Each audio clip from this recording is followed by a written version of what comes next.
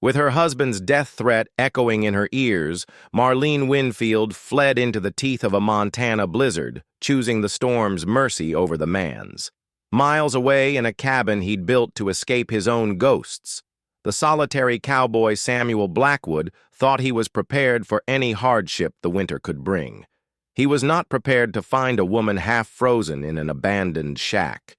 He wrapped her in his blanket, a simple act of kindness, unaware that he was not just saving a stranger from the cold, he was rescuing his own heart from a solitude he'd long accepted as his fate. Marlene's hands trembled as she nodded silently, her throat too tight with fear to form words. This wasn't the first time Edgar had threatened her life, but something in his voice told her it might be the last warning she would receive. The bruises hidden beneath her high-necked dress throbbed with each terrified heartbeat as Edgar finally lowered the gun and stomped out to the barn, leaving her alone with her racing thoughts and the distant howl of coyotes. 3 years ago, at 18. She believed Edgar Winfield's promises of adventure and prosperity when he'd courted her in St. Louis. Her parents had encouraged the match, impressed by the 30-year-old businessman's talk of opportunity in the Western Territories. They never saw the transformation that occurred once Marlene was isolated on his remote homestead, far from neighbors or family, where Edgar's true nature emerged like a rattlesnake from hiding. As she listened to his boots crunching through the November frost, Marlene made her decision. Edgar would be leaving at dawn for Helena to conduct business, a 3-day journey each way. It might be her last chance to escape before the harsh Montana winter trapped her completely. She waited until his snores filled their small bedroom before silently gathering what little she could carry, a spare dress, her mother's cameo brooch, the meager savings she'd managed to hide beneath a loose floorboard. Each movement was measured, practiced in her mind 100 times during sleepless nights of planning.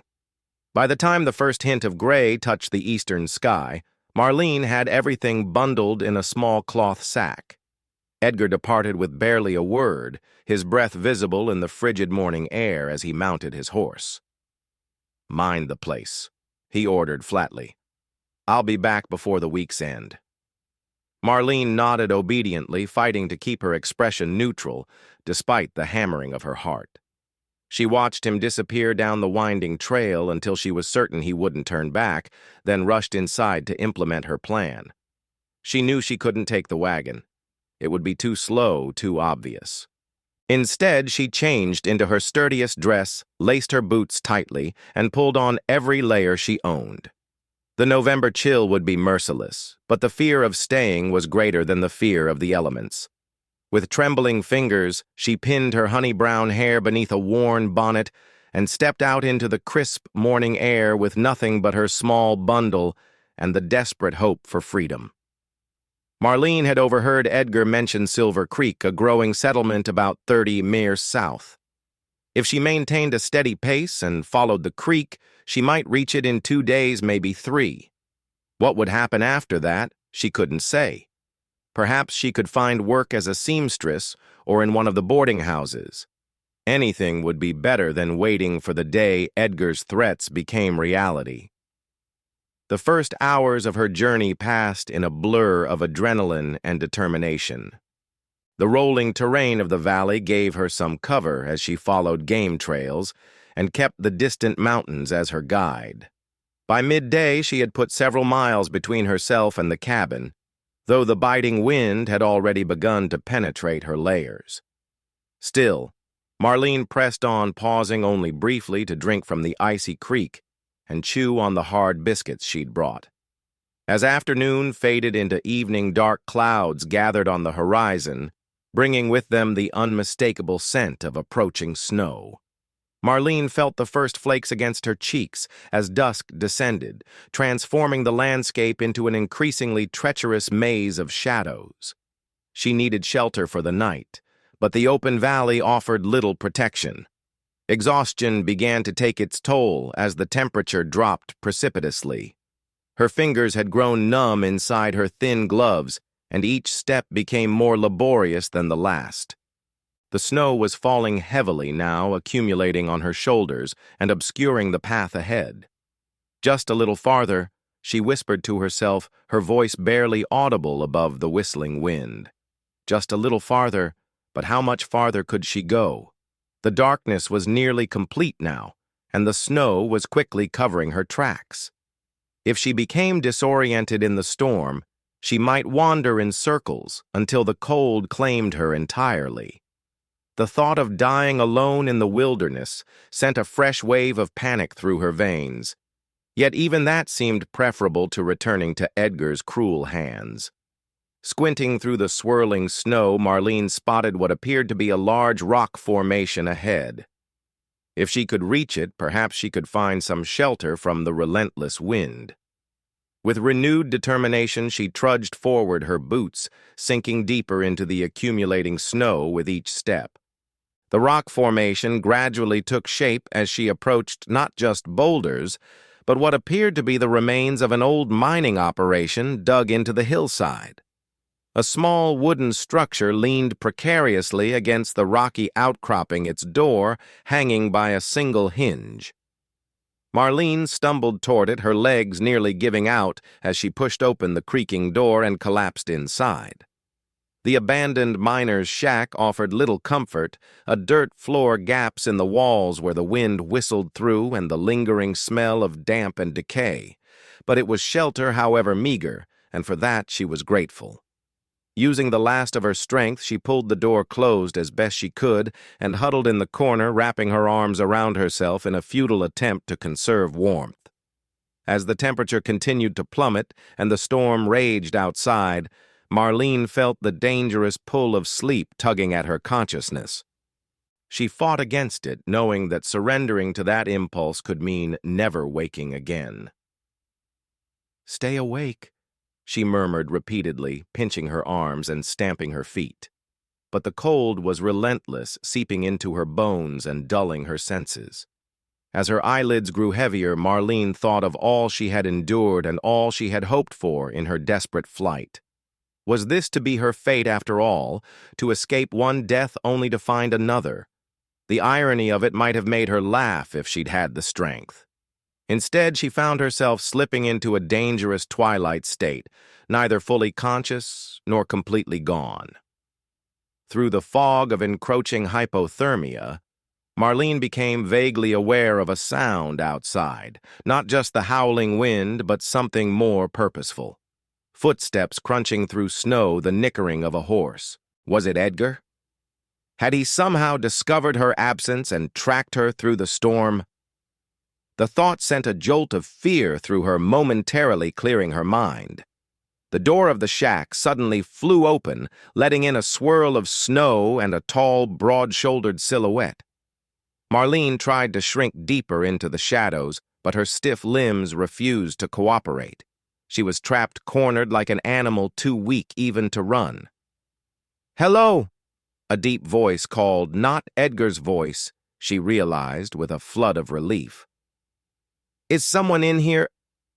The figure moved forward, and in the dim light filtering through the doorway, Marlene could make out the features of a man she'd never seen before. He wore a heavy sheepskin coat dusted with snow and a wide-brimmed hat pulled low against the wind. His face, partially illuminated by the lantern he carried, showed surprise as he spotted her. "Madam," he said, his voice softening as he took in her huddled form. "Good Lord, what are you doing out here in this storm?"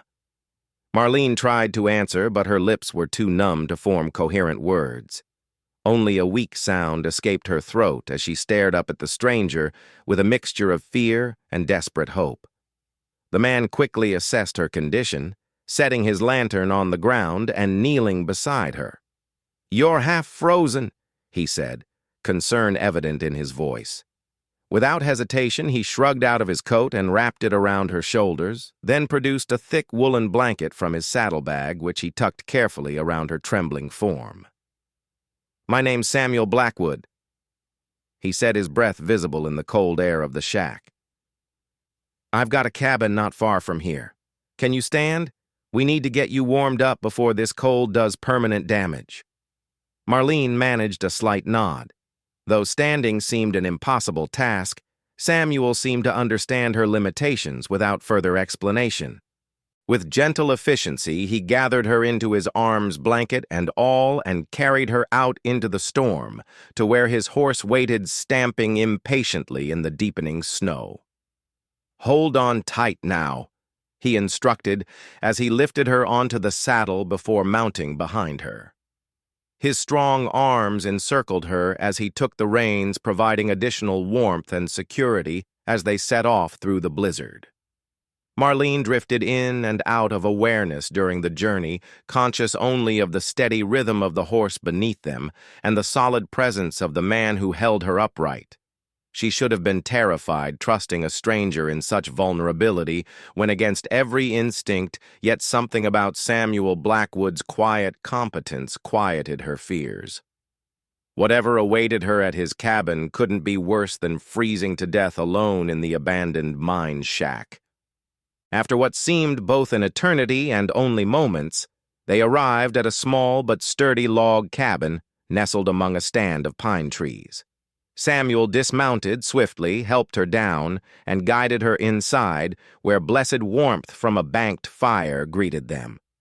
"Let's get you warmed up," he said, leading her to a chair near the hearth. He added several logs to the fire, which quickly blazed to life, casting golden light throughout the simple but tidy one-room cabin. "Can you tell me your name, madam?" "Marlene." She managed her voice barely above a whisper. "Marlene Winfield." "Miss Winfield, you're safe now," Samuel assured her as he moved efficiently around the cabin, putting a kettle on the cast-iron stove and gathering additional blankets. "But I need to know if you're hurt anywhere, or if there's someone looking for you." The question sparked immediate anxiety in Marlene's thawing consciousness. She clutched the blanket tighter around herself. "My husband," she whispered. He doesn't know I've gone. He's away, but he'll be back in days. He'll come looking." Samuel's expression darkened slightly as his eyes took in the fading bruise visible at her jawline, a souvenir from Edgar's last outburst that even her high collar couldn't completely hide. Understanding seemed to dawn in his eyes, but he asked no further questions on the matter. "You're a long way from anywhere," he observed instead, pouring steaming water into a mug and adding dried herbs. "Here, drink this. It'll help warm you from inside." Marlene accepted the tea with trembling hands, the warmth of the mug almost painful against her cold fingers. "I was trying to reach Silver Creek," she explained hesitantly. Samuel nodded. "That's still about 20 miles south. You wouldn't have made it in this storm." He paused, studying her with kind but concerned eyes. "The path to Silver Creek will be blocked for days after this snow. You're welcome to stay here until it clears if you have a mind to." The unexpected kindness brought tears to Marlene's eyes. She had prepared herself for many outcomes in her desperate flight, but not for compassion from a stranger. "Why would you help me?" she asked, suspicion born of hard experience momentarily overriding her gratitude. Samuel's weathered face softened. "My sister was in a situation not unlike yours once," he said simply. "I couldn't help her then. Perhaps helping you now is God's way of giving me another chance." His honesty disarmed her. Marlene nodded slowly, allowing herself to relax marginally as the warmth of the fire and tea began to thaw her frozen body. For the first time in years, she felt a tentative sense of safety. "Thank you," she whispered, meeting his gaze directly. "For the blanket, and for finding me." Samuel nodded, a gentle smile touching his lips. "Get some rest, Mrs. Winfield. Tomorrow we'll figure out what comes next." As Marlene drifted into an exhausted sleep in the chair by the fire, the woolen blanket wrapped securely around her.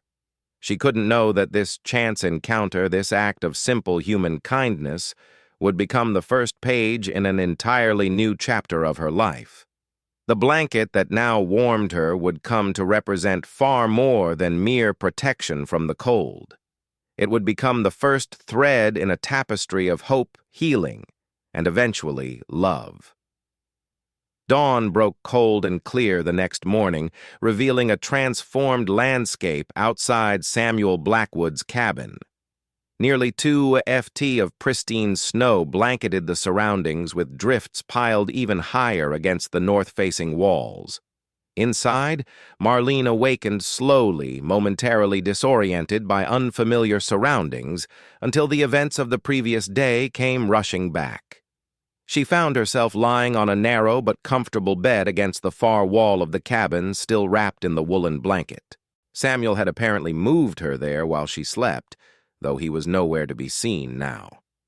A fresh fire crackled in the hearth, and the delicious aroma of coffee and something cooking made her stomach growl with unexpected hunger.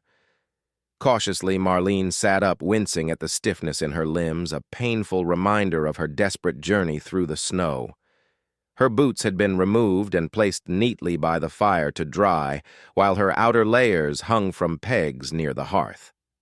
The thought of this stranger handling her clothing while she slept should have alarmed her, but something about Samuel Blackwood's straightforward manner had earned a measure of trust she hadn't expected to give. The cabin door swung open, admitting a blast of cold air, and Samuel himself, his arms laden with firewood. "Good morning," he greeted her, nudging the door closed with his boot. "Glad to see you awake. How are you feeling?" "Better, thank you," Marlene replied, pulling the blanket more securely around her shoulders as she took stock of her physical condition, though everything aches. Samuel nodded sympathetically as he stacked the wood beside the fireplace. "Not surprising after what you've been through. You're lucky you didn't lose fingers or toes to the cold." He moved to the small cast-iron stove where a pot bubbled. "I've made some breakfast. Nothing fancy, just porridge with dried apples and a bit of honey." The simple kindness of this offering food, prepared for her without expectation or demand, brought an unexpected lump to Marlene's throat. Edgar had never once cooked for her. Such tasks were women's work, and her failure to perform them to his exacting standards had often resulted in violence. "Thank you." She managed swinging her legs over the side of the bed. Her stocking feet touched the wooden floor, which was surprisingly warm thanks to the heat from the nearby fire. Samuel filled 2 bowls and brought one to her along with a steaming cup of coffee. "You mentioned Silver Creek yesterday," he said as he settled into a chair across from her with his own breakfast. "Do you have family there?" Marlene shook her head, wrapping her cold fingers around the warm bowl. "No, I don't have family anywhere in the territory. I needed to go somewhere, and I'd heard my husband mentioned Silver Creek had worked for women at the hotel and laundry."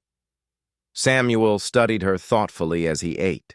He was younger than she'd initially thought, probably in his late 20s, with intelligent blue eyes and a strong, clean-shaven jaw. His light brown hair fell in waves that brushed his collar, and though his hands were roughened by work, there was a gentleness to his movements that spoke of a man comfortable in his own skin. Silver Creek's growing fast with the silver strike last spring, he confirmed. But it's no place for a woman alone, especially with winter setting in. Most of the men there are single miners or cowboys, and the few respectable establishments are already staffed for the season.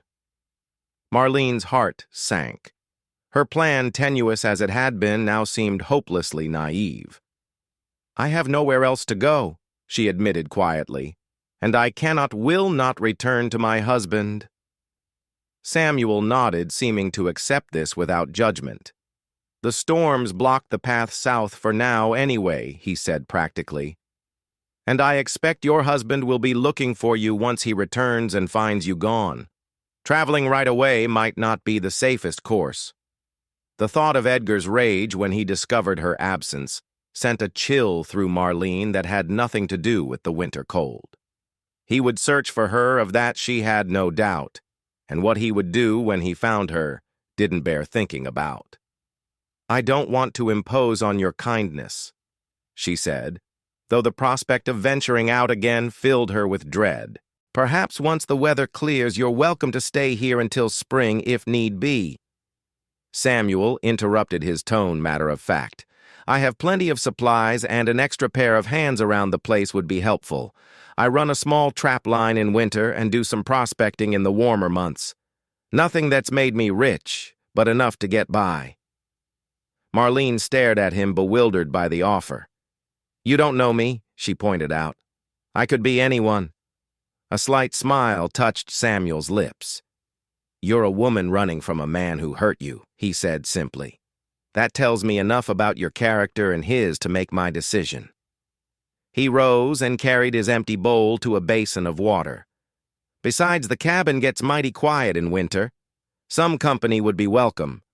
There was no hidden meaning in his words, no suggestion of impropriety, just a straightforward offer of sanctuary from a man who seemed genuinely concerned for her welfare. Still, Marlene hesitated, weighing her limited options against her instinctive caution.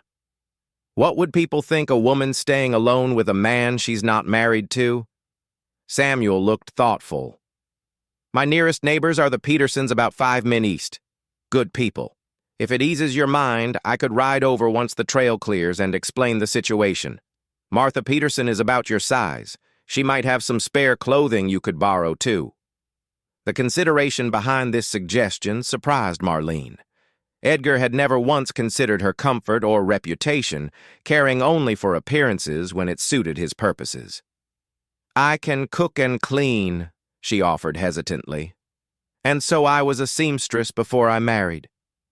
"Then we'll manage just fine," Samuel said with finality. "Now you should rest more today. Your body's been through an ordeal." Over the next several days, as the landscape remained locked in winter's grip, Marlene gradually regained her strength. True to his word, Samuel rode to the Peterson homestead when the weather allowed, returning with a bundle of clothing from Martha Peterson and an invitation for Marlene to visit when she felt stronger. "Martha was concerned for you," Samuel reported as he hung his snow-dusted coat by the door. "Said any woman was welcome at their table, especially one who'd had a hard time of it." Marlene felt a surge of gratitude at this extension of female solidarity from a woman she'd never met. Perhaps there was hope for her in this rugged territory after all. As the days passed, she and Samuel established a comfortable routine. He would rise before dawn to check his trap lines, returning mid-morning with whatever small game he'd caught. Marlene would have coffee waiting and would prepare meals from the well-stocked pantry. In the afternoons, Samuel would chop wood or tend to repairs around the cabin while Marlene mended clothing or helped with indoor tasks. Their conversation, initially limited to practical matters, gradually expanded as Marlene's trust grew.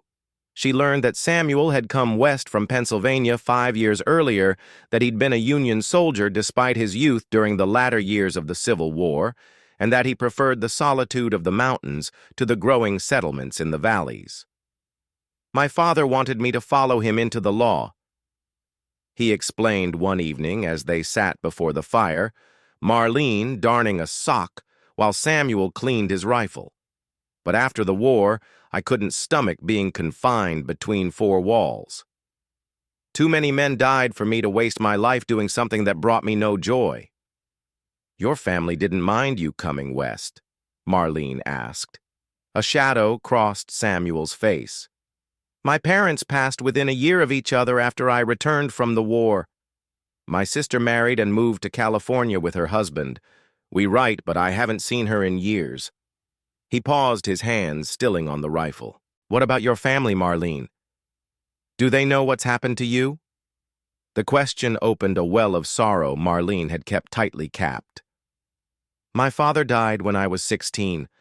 Mother struggled afterward. We had a small dressmaking business in St. Louis, but it barely sustained us." She sighed, remembering her mother's relief when Edgar Winfield had begun calling. When Edgar proposed, it seemed like providence. He spoke of opportunity in Montana territory, of building a life together.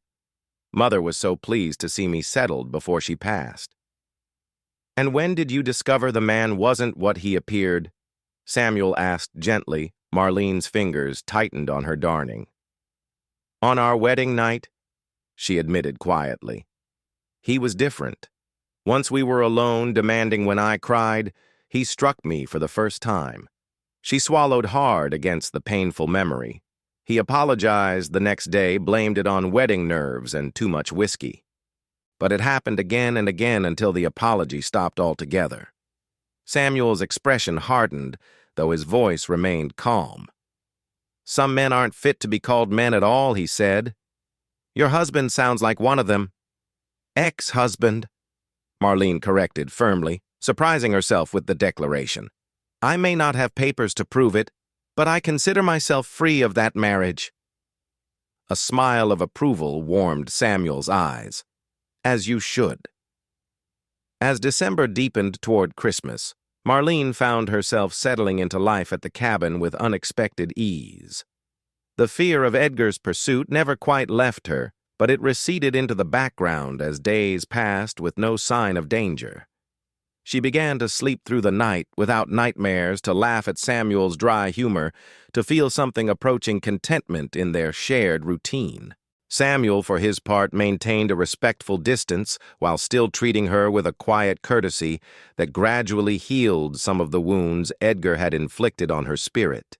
He never raised his voice, never made demands, and always asked rather than assumed when it came to her time or efforts. One afternoon, while Samuel was out checking his traps, Marlene decided to bake bread, a small luxury they hadn't indulged in since her arrival. As she kneaded the dough on the small table, humming softly to herself, the cabin door suddenly burst open. Marlene whirled around, her heart leaping into her throat, expecting to see Edgar's enraged face. Instead, Samuel stood in the doorway, his expression tight with concern. "Someone's been asking about you in Silver Creek," he said without preamble, stomping snow from his boots. "I ran into Jim Peterson on the trail. He just come from town and said a man matching your husband's description was offering a reward for information about a runaway wife." The blood drained from Marlene's face as her worst fears materialized. "How did he track me this far?" she whispered, her hands unconsciously clenching into fists in the bread dough. "He may not know exactly where you are," Samuel reasoned, moving farther into the cabin and closing the door behind him. "But he's smart enough to guess you'd head for the nearest settlement. Jim said he told your husband he hadn't seen anyone matching your description, but not everyone in Silver Creek is as honorable." Marlene sagged against the table, her mind racing with terrifying possibilities.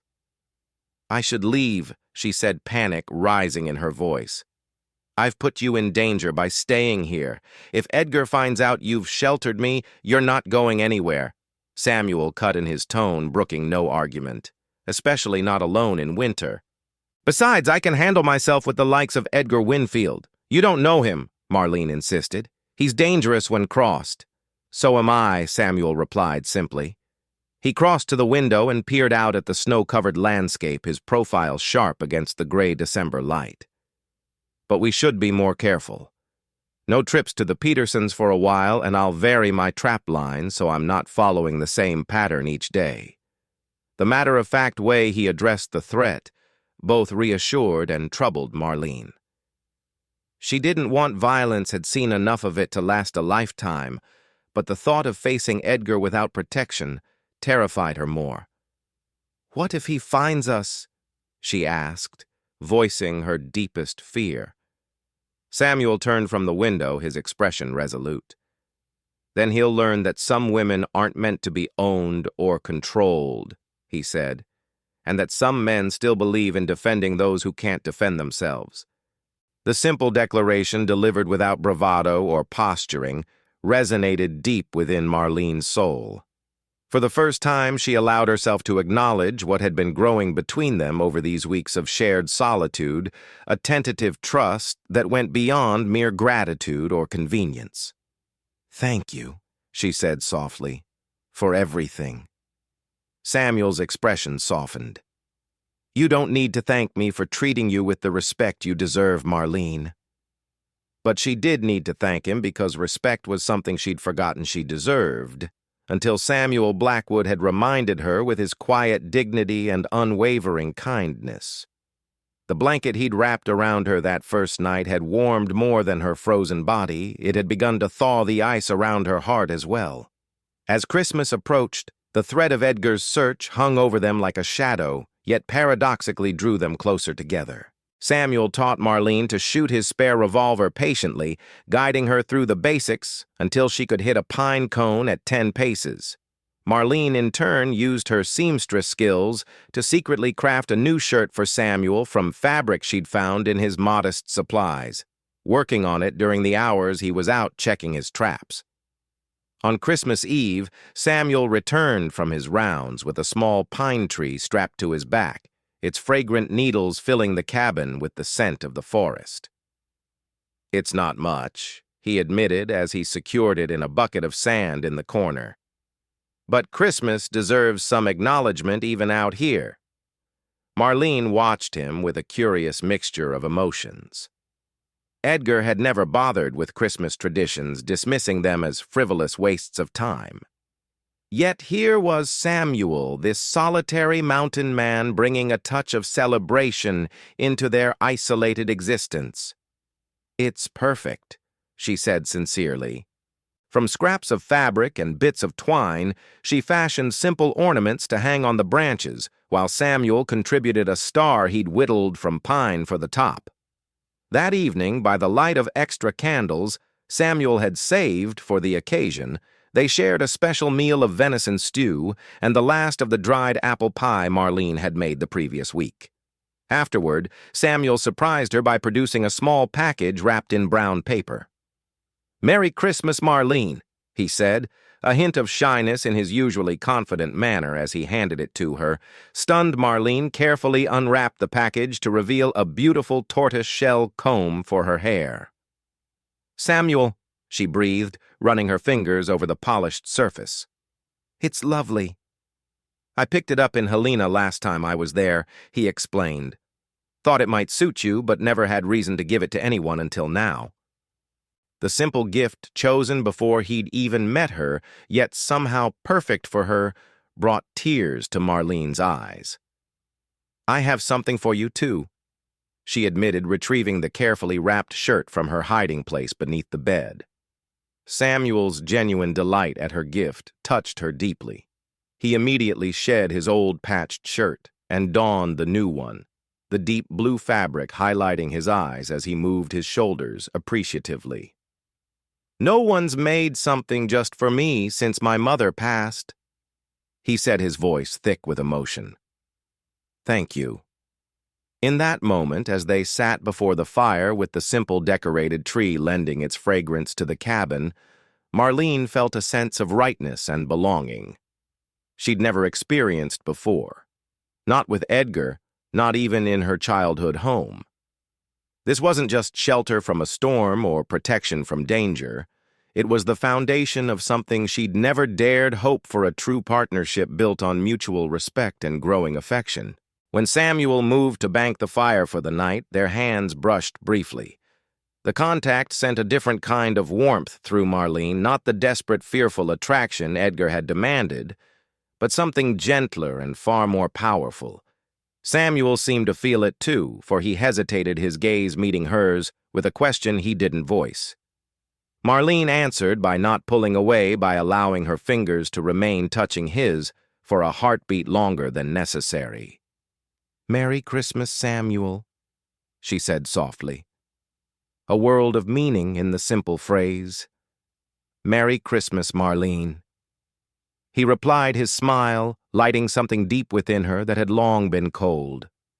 That night, as snow fell gently outside and the fire cast dancing shadows across the cabin walls, Marlene slept more peacefully than she had in years. The tortoise-shell comb carefully placed beside her pillow like a talisman of hope. The days following Christmas passed in a peaceful rhythm that felt increasingly like normalcy to Marlene.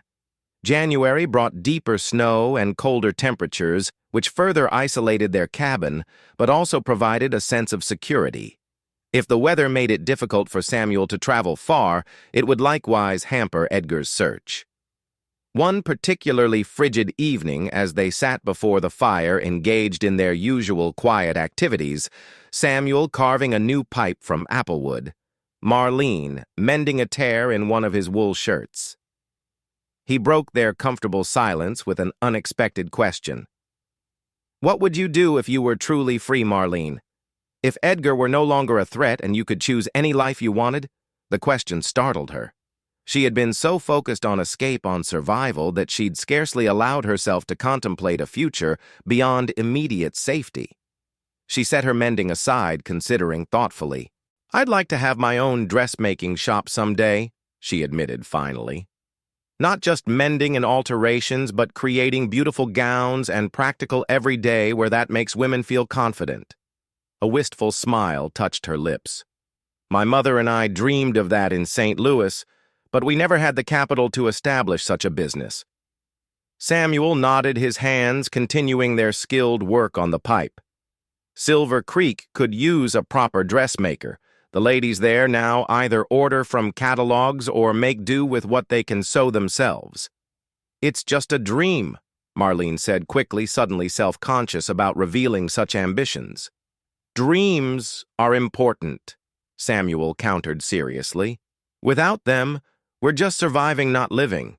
He paused, testing the bowl of the pipe between his fingers. "I've been thinking about what comes next for you once winter breaks." Marlene's heart sank unexpectedly at the reminder that her stay in Samuel's cabin was temporarily a haven from winter and danger, not a permanent arrangement. "Yes, I should make plans," she agreed, keeping her tone neutral, despite the hollow feeling spreading in her chest. The Petersons' oldest daughter married a shopkeeper in Fort Benton last fall. Samuel continued, seemingly unaware of her emotional shift. "Martha mentioned they have a spare room they've been looking to rent to a respectable woman. It might be a safe place for you, far enough from your husband's usual territory." Fort Benton, Marlene repeated, trying to sound appreciative of his thoughtfulness while fighting disappointment. "That's very kind of you to consider." Samuel set his carving aside and looked at her directly, his blue eyes serious in the firelight. "Unless you'd prefer to stay."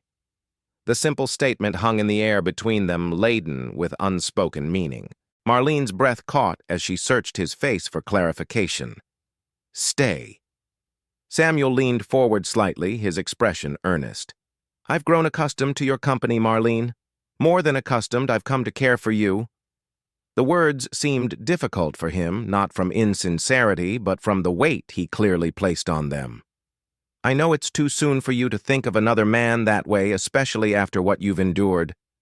But I wanted you to know that this cabin could be your home for as long as you wish it to be, with no expectations beyond what you freely choose to give." Marlene sat very still, absorbing his words and the emotions they stirred within her. Over these winter weeks, Samuel had become more than her rescuer or protector. He had become her friend, her confidant, perhaps even something more that she'd been afraid to name. The contrast between his patient kindness and Edgar's controlling cruelty had revealed to her what a true partnership between a man and woman could be. "I don't know what to say," she finally whispered, overwhelmed by the possibilities his offer presented. "You don't need to say anything now," Samuel assured her, reaching across to briefly touch her hand. "Spring is months away. Just know that when the time comes to decide, you have options beyond running." That night, as Marlene lay in bed listening to Samuel's steady breathing from his bedroll near the fire, she allowed herself to envision a future she hadn't dared imagine before, one where she wasn't constantly looking over her shoulder, where she could build something meaningful with a man who valued her mind and spirit as much as her domestic skills. But the shadow of Edgar Winfield still loomed large in her consciousness. Even if she chose to stay with Samuel, how could they ever truly be free while Edgar hunted for her? The question troubled her dreams and lingered into the gray light of dawn. January gave way to February, and with it came the first subtle signs of winter's eventual retreat. The days grew incrementally longer, and occasionally the temperature would rise enough to partially melt the snow before freezing again overnight. Samuel ventured farther on his trap lines, sometimes staying out until dusk, while Marlene kept the cabin in order and began to plan a small, viable garden for the spring thaw. Their relationship evolved cautiously during these weeks, like a tender plant, slowly unfurling new leaves. Samuel never pressed for more than Marlene was ready to give, but small gestures revealed the deepening of their bond, his hand lingering on her shoulder as he passed behind her chair, her fingers straightening his collar before he left for the day. The way their eyes now met and held across the room in moments of shared understanding. One afternoon in late February, Marlene was alone in the cabin, kneading dough for the evening bread, when she heard the distant sound of approaching hoofbeats. Her heart leapt with automatic fear. Samuel always approached from the north along his trap line, but these sounds came from the east from the direction of the main trail. Quickly wiping her hands on her apron, Marlene moved to the window, careful to stay partially hidden behind the curtain as she peered out. A lone rider was approaching through the trees, his horse, picking its way carefully through the patchy snow. As he drew nearer, Marlene's blood turned to ice in her veins. Edgar. There was no mistaking his rigid posture or the distinctive chestnut geeling he rode. Somehow, despite all their precautions, he had found her. Panic threatened to overwhelm her, but Marlene forced herself to think clearly. Samuel wouldn't return for hours yet. She was alone, but not helpless. She reminded herself fiercely. The revolver Samuel had taught her to use hung in its holster by the door. Silently, she retrieved it, checking that it was loaded as Samuel had shown her. Edgar was less than 50 yards from the cabin now. He wouldn't have seen her at the window, but the smoke from the chimney would tell him someone was inside. Marlene positioned herself beside the door, out of sight, but ready. Her hands trembled slightly, but her resolve was iron. The hoofbeats stopped, followed by the creak of saddle leather as Edgar dismounted. His boots crunched on the crusty snow as he approached the cabin door. Marlene held her breath, the revolver heavy in her hand. 3 sharp knocks rattled the wooden door. "Hello, the cabin," Edgar called, his voice falsely pleasant. "Anyone home?" Marlene remained silent, praying he might think the occupant was momentarily away and leave, but Edgar was not so easily discouraged. "I can smell fresh bread," he called, a harder edge entering his tone. "And there's smoke from your chimney. Open up." When no response came, Edgar's credence at civility vanished. "Marlene!" he shouted, his voice thick with rage. "I know you're in there. Open this door before I break it down." The door shuddered as he slammed his shoulder against it. The solid construction held, but Marlene knew it wouldn't withstand a determined assault for long. Her mind raced through her limited options. She could try to escape through the back window, but Edgar would surely hear and catch her in the open. She could wait for Samuel, but that might be hours yet, and Edgar's patience was clearly at an end. Or she could confront him on her terms, not his. Drawing a deep breath, Marlene called out, "Step back from the door, Edgar." A momentary silence followed her words, then a low, dangerous laugh. "So you are in there, my darling wife. Open up now and perhaps I'll forgive your little adventure." "I'm not opening the door," Marlene replied, her voice steadier than she felt. "And I'm not your wife anymore. Go back to your homestead and leave me be." Another slam against the door, harder this time. The wooden bar across it creaked ominously. "You're my wife until I say otherwise," Edgar snarled. "Now open this goddamn door before I break it down and teach you what happens to disobedient women." Marlene raised the revolver, aiming at the door, at what would be chest height for a man of Edgar's stature. "I have a gun, Edgar," she warned, surprised by the calm in her voice. "If you break down this door, I'll use it." Edgar's laughter held no humor. "You don't have the spine for it, Marlene. You never did. That's why you ran instead of facing me like a woman grown." Another powerful slam against the door sent splinters flying as the top hinge began to give way. Besides, a proper wife doesn't threaten her husband. She obeys him. The door wouldn't hold much longer. Marlene's finger tightened on the trigger as terror and determination warred within her. "I'm not bluffing, Edgar," she called, her voice rising. "Stay back when I get my hands on you," Edgar began. But his threat was cut short by the sudden thunder of rapidly approaching hoofbeat-tats. Marlene's heart leapt with hope and relief as Samuel's voice rang out cold and authoritative. "Step away from that door and show your hands." Through the damaged door, Marlene could see Edgar wheeling around to face this new threat, his hand dropping instinctively to his hip where he doubtless carried his own weapon. "This doesn't concern you, stranger," Edgar spat. "That's my wife in there, and I've come to take her home." "The lady doesn't seem interested in going with you," Samuel replied, his voice level but dangerous. "I suggest you mount up and ride away while you still can." Marlene could imagine the scene outside Samuel on his horse rifle at the ready facing down Edgar, who stood before the partially broken door. Two men who couldn't be more different, representing the past she feared and the future she hardly dared hope for. "Who the hell are you to interfere between a man and his wife?" Edgar demanded, his voice thick with fury. "Samuel Blackwood," came the calm reply. "And the lady made her choice when she left you. Now I won't tell you again, back away from the door." A tense silence followed, broken only by the soft nickering of horses and the distant call of a crow. Then Edgar's voice, tight with barely controlled rage. "This isn't over. A man has rights to his own wife. The law's on my side." "The law doesn't give you the right to beat a woman," Samuel countered. "Now get on your horse and go." Another long moment passed before Marlene heard the reluctant scuff of Edgar's boots moving away from the door, followed by the creak of saddle leather as he mounted. "I'll be back," he promised, his voice cold with certainty. "With the sheriff and papers proving she's my lawful wife. We'll see how brave you are then." "I'll be here," Samuel assured him calmly.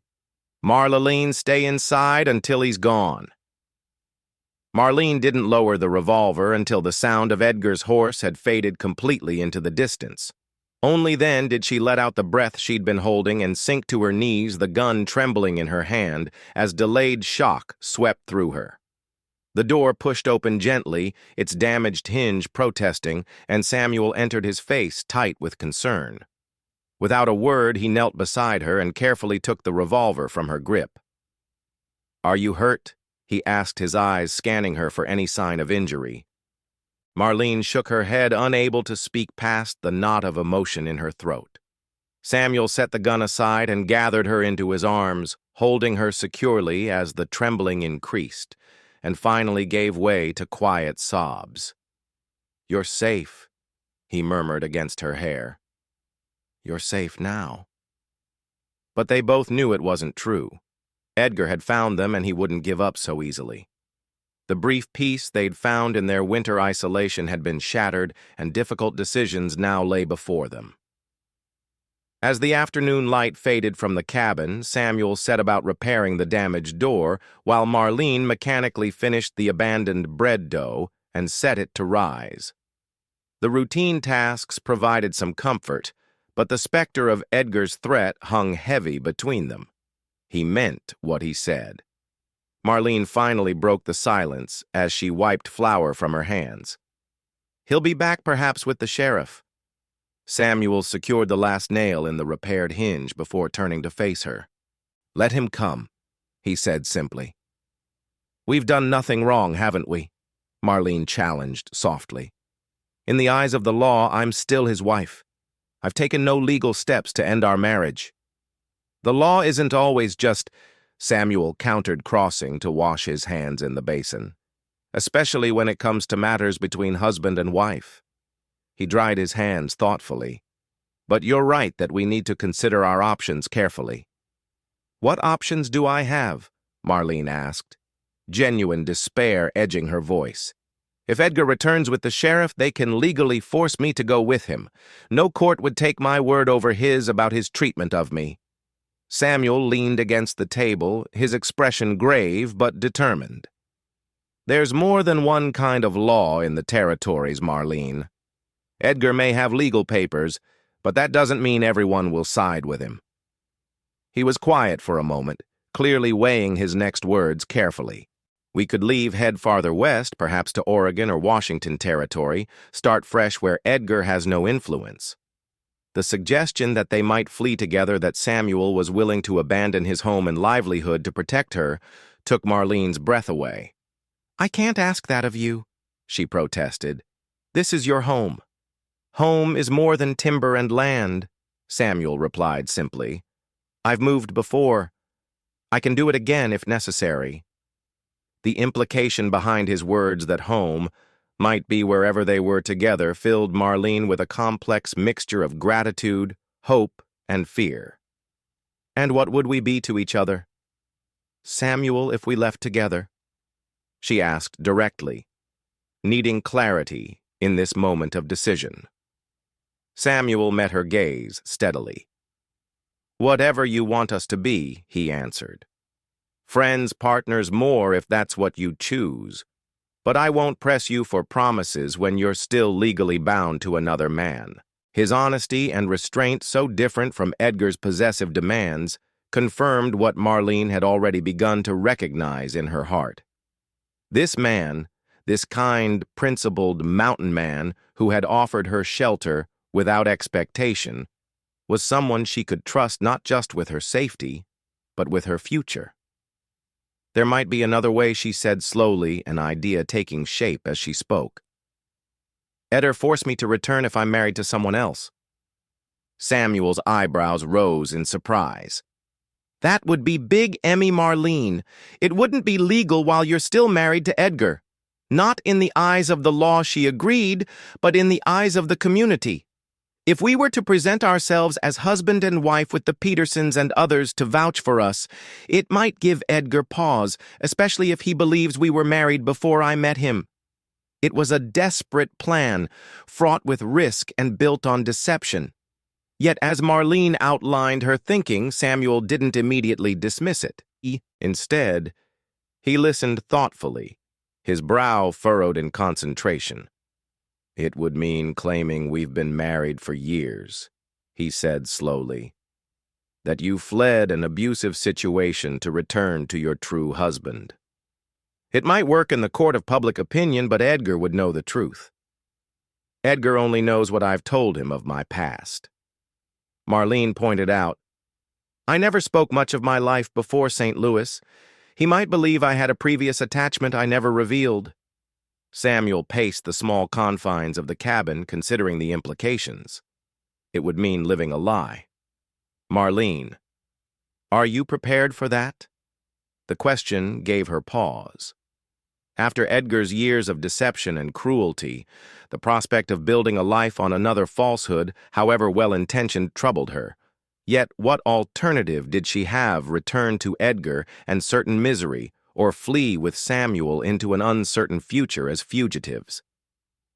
"Perhaps there's a third option," Samuel said, suddenly stopping his pacing. "The circuit judge will be in Silver Creek next month for the spring assizes. What if we petition him directly for a divorce on grounds of cruelty, with witnesses to your condition when you arrived here, and perhaps testimony from others who might have suspected Edgar's treatment of you? We might convince the judge to grant it." Hope flickered in Marlene's chest, but caution quickly tempered it. Edgar would fight it. He'd never admit to mistreating me. He might not have to. Samuel mused. "Abandonment is also grounds for divorce in the territory if we can prove you had just caused a fear for your safety."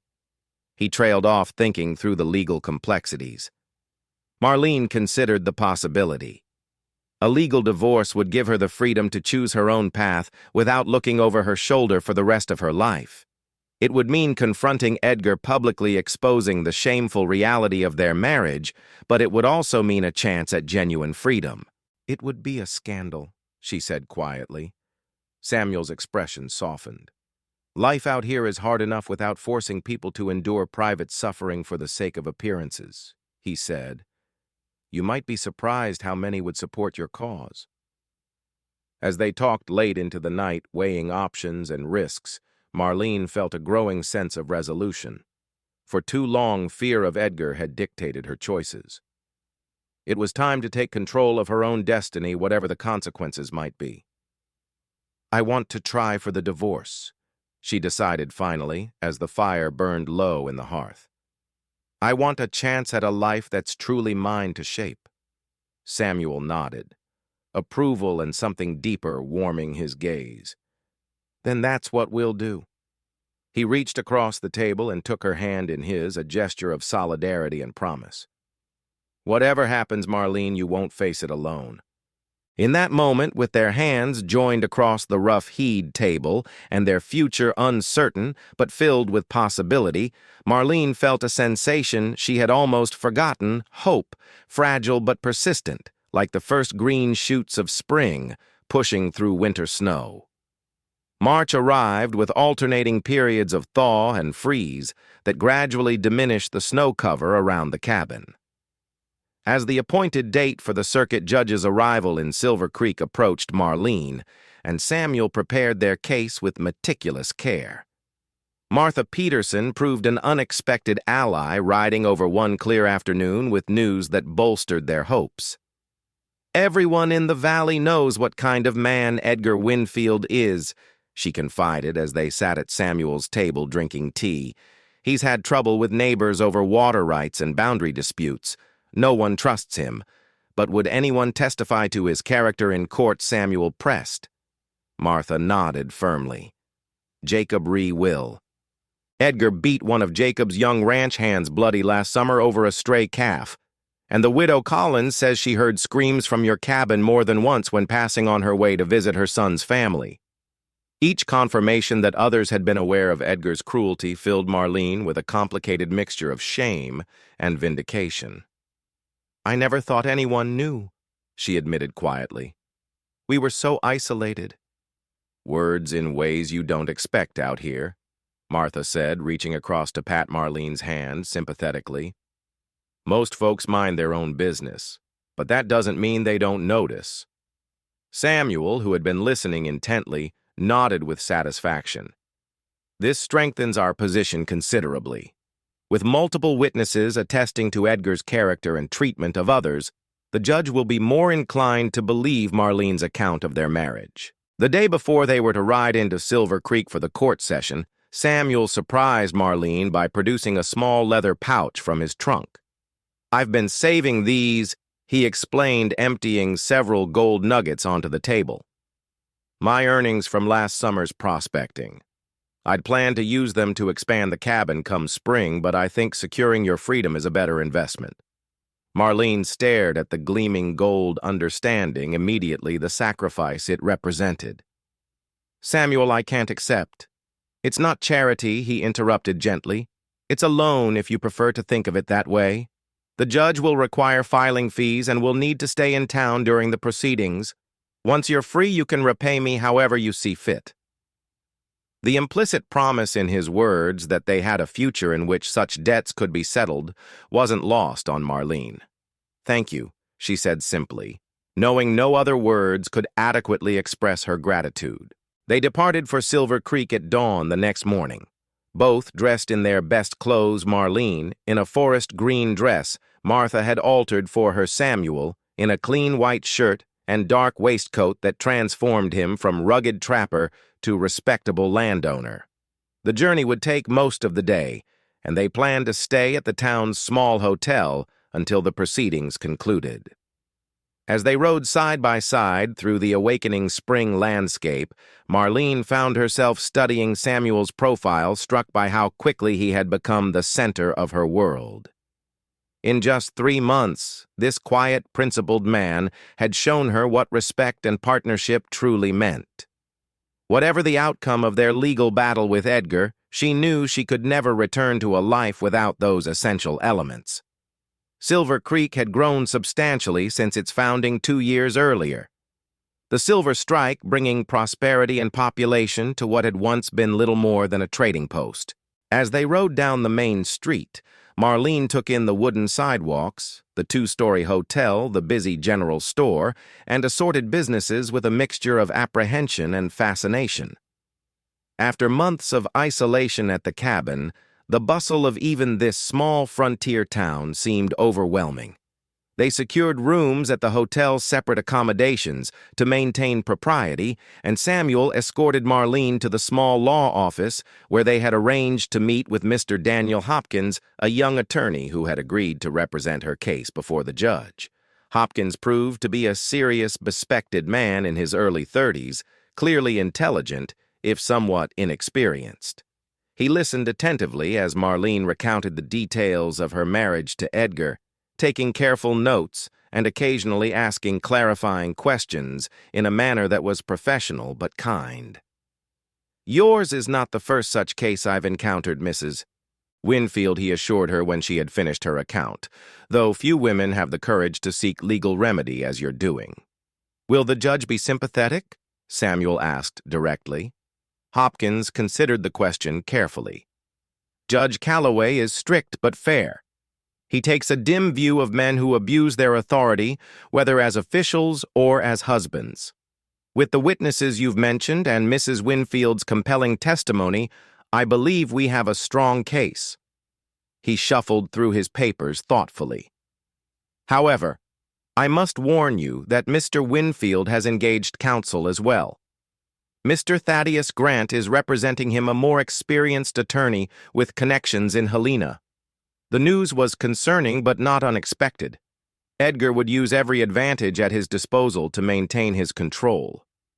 "Will that influence the outcome?" Marlene asked anxiously. "Not with Judge Calloway," Hopkins assured her. "He's known for forming his own opinions regardless of who argues before him. But it does mean we must be thoroughly prepared for aggressive questioning." As they left the law office, Marlene felt the weight of the coming confrontation settling heavily on her shoulders. Tomorrow she would face Edgar across a courtroom with her future hanging in the balance. The prospect was terrifying, yet also strangely liberating. For the first time, she would speak the truth about her marriage, publicly refusing to protect Edgar's reputation at the expense of her own freedom. "Are you all right?"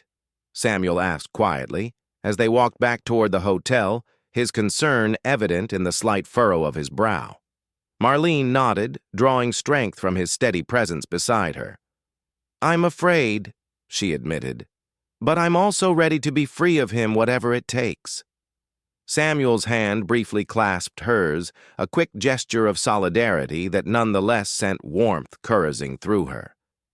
"You won't be facing him alone," he reminded her. That evening, as Marlene prepared for bed in her small hotel room, a soft knock at her door startled her. Cautiously, she asked, "Who is it?" "It's Martha Peterson," came the reply. "May I come in for a moment?" Relieved, Marlene opened the door to find not only Martha, but also two other women she didn't recognize, one elderly one closer to Marlene's own age. "I hope you don't mind the intrusion," Martha said as Marlene invited them in. "This is Widow Collins, who I mentioned might testify, and Rebecca Thornton, whose sister was courted by Edgar before he met you." Introductions were made, and then the elderly Mrs. Collins got straight to the point. "We've come to tell you that you're doing the right thing, child," she said firmly. "That man's not fit to be anyone's husband, and more of us should have spoken up when we suspected what was happening in that cabin of his." Rebecca Thornton nodded in agreement. "My sister Clara nearly accepted his proposal 3 years ago before his true nature revealed itself. She caught him beating his dog for a minor transgression and broke off the courtship immediately. When we heard he'd married a girl from back east, we feared for her for you, but didn't know how to intervene. The simple knowledge that these women believed her, that they had seen Edgar's character clearly, even when she herself had been blinded by his initial charm, brought tears to Marlene's eyes. "Thank you," she whispered. "You can't know what your support means to me." "We do know," Martha said gently. "Because out here women have to stand together. The law may give husbands authority over their wives, but that doesn't make cruelty right." She squeezed Marlene's hand. "We'll be in the courtroom tomorrow, and we've spoken with others who will testify if needed. You're not alone in this fight. After the women left, Marlene sat by the window of her room watching the lamps being lit along Silver Creek's main street as dusk settled over the town. The unexpected visit had fortified her resolve. Tomorrow wouldn't just be about securing her personal freedom. It would be about standing up for the principle that marriage should be a partnership based on mutual respect, not a license for domination and abuse.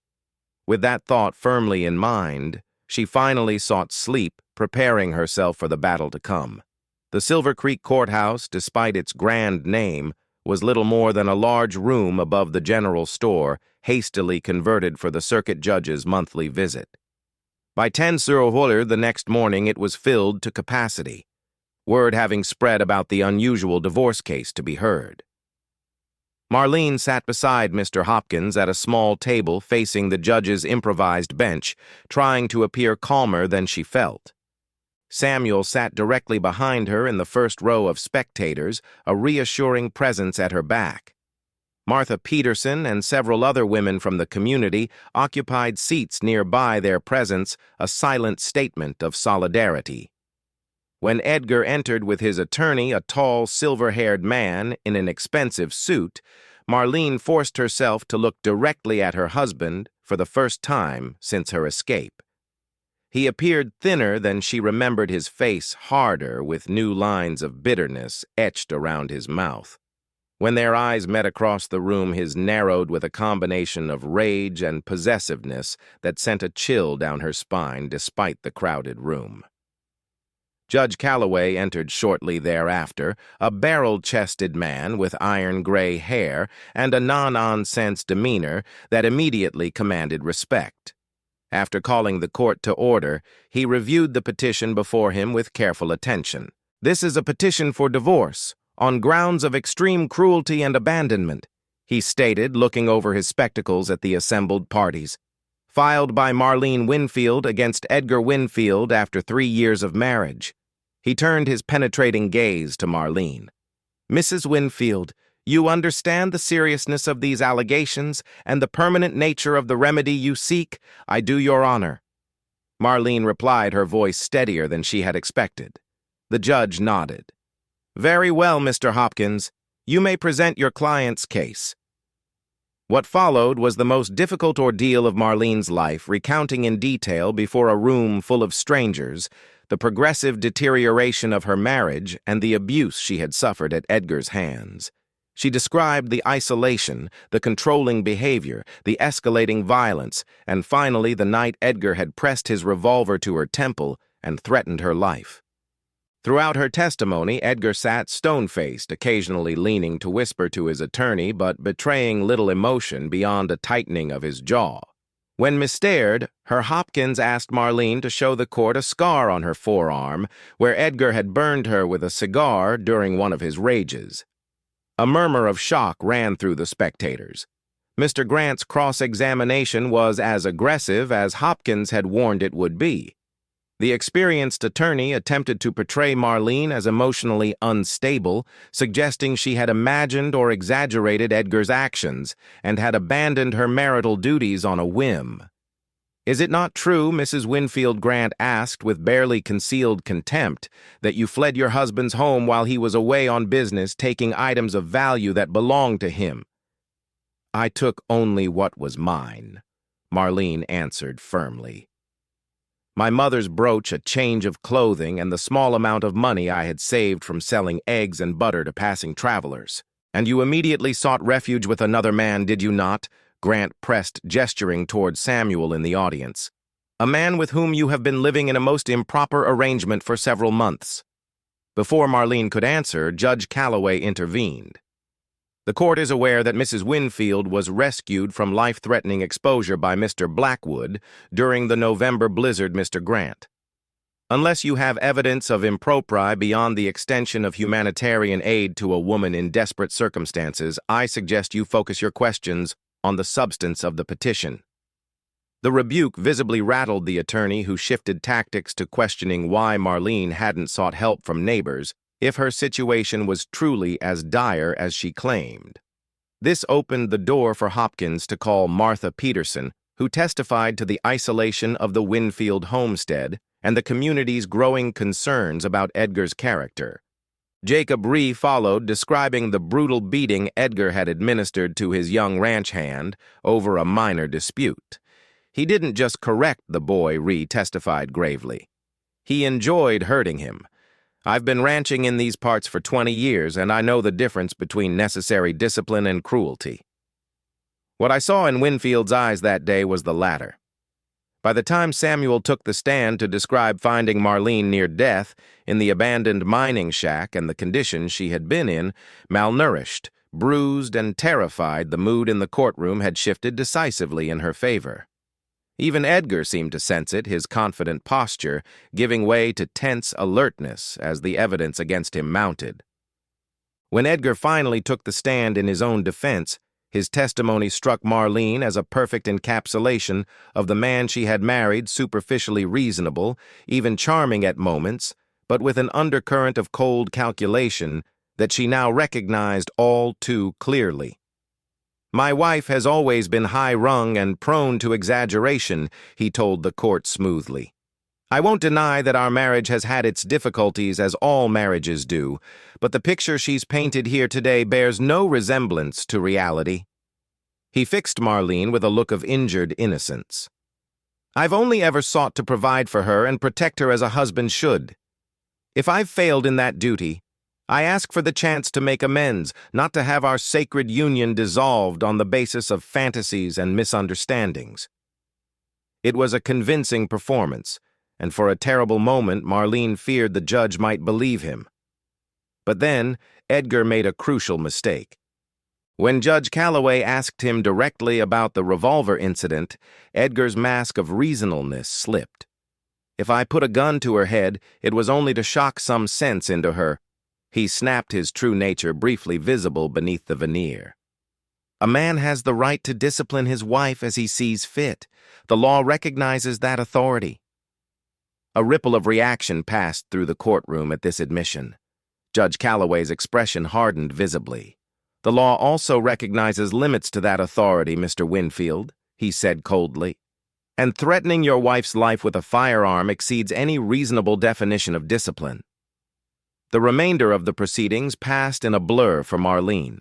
Both attorneys made their closing arguments, Hopkins emphasizing the consistent pattern of abuse documented by multiple witnesses, Grant focusing on the sanctity of marriage and arguing that temporary separation rather than divorce would be the appropriate remedy. When Judge Calloway finally cleared his throat to deliver his ruling, the crowded courtroom fell completely silent. Marlene felt Samuel's steadying hand on her shoulder as she braced herself for the decision that would determine her future. Having heard the testimony presented and reviewed the evidence, the judge began, his voice grave. This court finds that Edgar Winfield has indeed subjected his wife to extreme cruelty that endangered her physical safety and peace of mind. Such treatment constitutes grounds for dissolution of the marriage bonds under territorial law. A wave of relief washed over Marlene so powerfully that she nearly missed the judge's next words. The petition for divorce is therefore granted. Mrs. Winfield is released from her marital obligations and restored to her maiden status. Furthermore, he continued, raising his voice slightly, as Edgar began to protest the court orders Mr. Winfield to pay costs of these proceedings and to maintain a distance of no less than 5 mir from his former wife henceforth. He struck his gavel firmly. This matter is concluded. The finality of those words, "this matter is concluded," echoed in Marlene's mind as Hopkins shook her hand, and the women who had supported her gathered around with congratulations and expressions of relief. She was free, legally, publicly, irrevocably free. Across the room, Edgar stood rigid with fury, ignoring his attorney's attempts to calm him. His eyes locked with Marlene's one final time, and the hatred she saw there would have terrified her only months before. Now she met his gaze steadily, refusing to be intimidated. After a long moment, he turned and stormed from the courtroom without a word. Samuel approached as the crowd began to disperse, his expression a mixture of pride and cautious optimism. "It's done," he said quietly. "How do you feel?" Marlene considered the question seriously. Lighter, she finally answered, as if I've set down a burden I carried for so long I'd forgotten what it felt like to stand straight. She glanced toward the door through which Edgar had disappeared. Do you think he'll abide by the judge's order to stay away? If he's wise, he will, Samuel replied. Judge Calloway's rulings are taken seriously in this territory, and Edgar knows it. He offered her his arm. Shall we go? I imagine you could use some fresh air after all this. As they stepped out onto Silver Creek's main street, the afternoon sun warm on their faces, Marlene felt a surge of possibilities opening before her. For the first time in years, her future belonged truly to her, to shape according to her own desires and dreams. What happens now? She asked more to herself than to Samuel. He seemed to understand the deeper question behind her words. That's entirely up to you, he replied. You can stay in town if you prefer. Start that dressmaking aching shop you mentioned. The Petersons would help you get established, I'm sure. And if I wanted to return to the cabin, Marlene asked, carefully watching his reaction. A smile warmed Samuel's eyes. Then I'd be honored to have you there in whatever capacity you choose. As I said before, there are no expectations beyond what you freely offer. The sincerity in his voice touched something deep within Marlene's heart. After all she had endured with Edgar, the simple gift of choice of agency in determining her own path was perhaps the most precious thing Samuel could have offered her. I'd like to go home, she said softly, the word home carrying a wealth of meaning neither of them missed. To the cabin with you. Samuel's hand covered hers where it rested on his arm, a gentle pressure that conveyed more than words could express. Then that's what we'll do, he said simply. As they walked together through the bustling town toward the hotel where they would spend one last night before returning to the mountains, Marlene reflected on the extraordinary journey that had brought her to this moment. From the desperate woman who had fled into a blizzard with nothing but the clothes on her back to this a woman standing tall in the spring sunshine, free to choose her own destiny. And the man beside her who had once wrapped her in a blanket when she was at her most vulnerable now offered her something far more valuable, a future built on mutual respect, genuine caring, and the promise of a love that healed rather than harmed. It was a beginning, not an ending. And for the first time in years, Marlene looked toward that beginning with hope rather than fear. Spring unfolded across the Montana territory with a vigor that matched Marlene's own sense of renewal. As April gave way to May, the mountains surrounding Samuel's cabin transformed from austere snowcaps to verdant slopes dotted with wildflowers. In this season of growth and change, Marlene found herself blossoming as well, shedding the last vestiges of the fearful, diminished woman Edgar had tried to create. She and Samuel established new rhythms in their shared life at the cabin.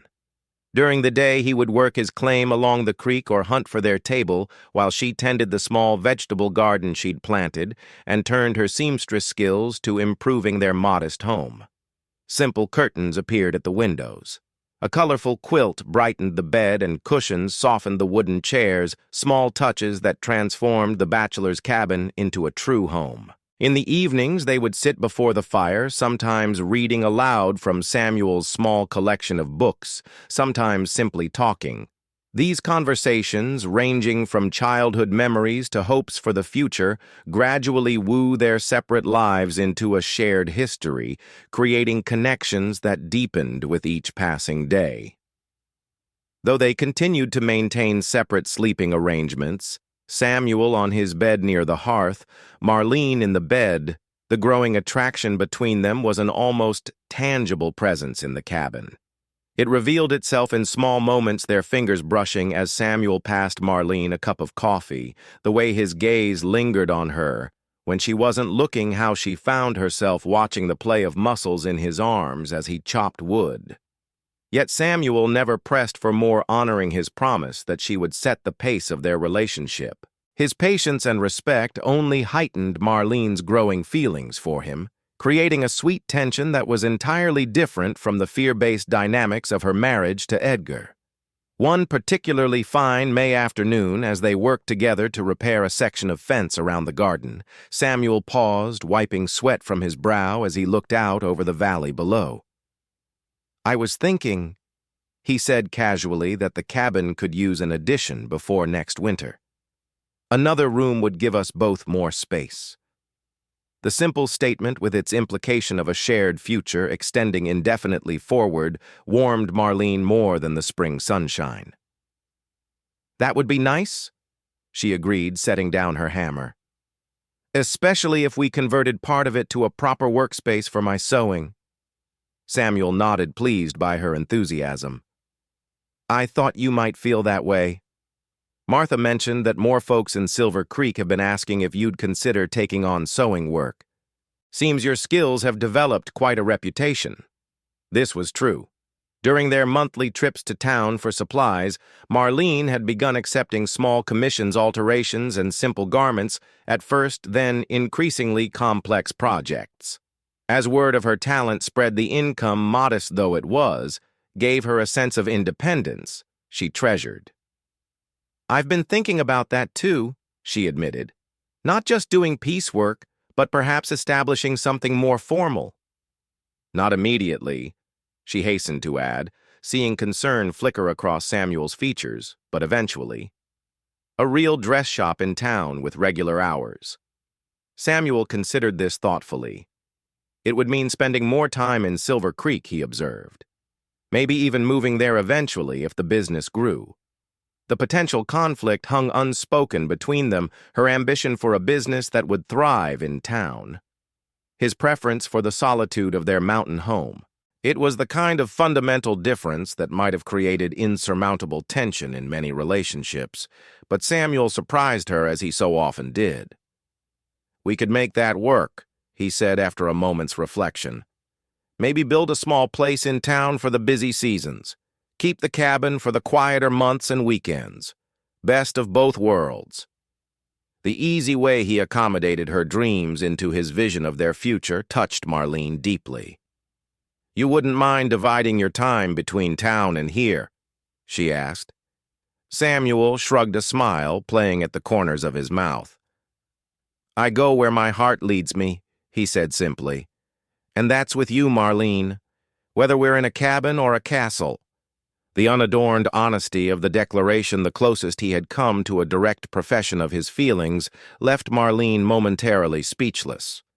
In the golden afternoon light, with the scent of pine and wildflowers in the air, she suddenly saw with perfect clarity what had been gradually building between them over these months of shared work and mutual respect. "Samuel," she said softly, setting down her tools and moving closer to him. "I think it's time we stopped pretending." His eyebrows rose slightly. "Pretending what, that we're just friends, that what's growing between us isn't more than gratitude or convenience." She took a deep breath, gathering her courage. "I care for you, Samuel, more than I thought I could ever care for anyone again, after what happened with Edgar, and I hope you feel the same." The smile that spread across Samuel's face was like sunrise breaking over the mountains.